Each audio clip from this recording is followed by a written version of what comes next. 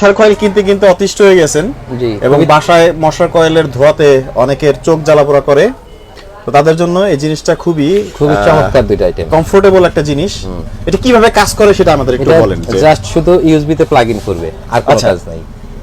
USB তে plug in ফাংশনটা কি, মানে মশাটা কিভাবে মারা যায়, অনেকের কোশ্চেন থাকে। এটা হচ্ছে একটা আপনার নীল রঙের একটা রশ্মি, একটা ব্লু লাইট। হ্যাঁ, একটা ব্লু লাইট আসবে, তাতে মশা আকৃষ্ট হবে।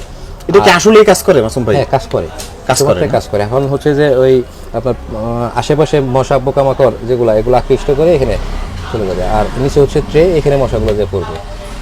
দারুণ একটা জিনিস। তো আনকমন এই প্রোডাক্টের প্রাইস কত?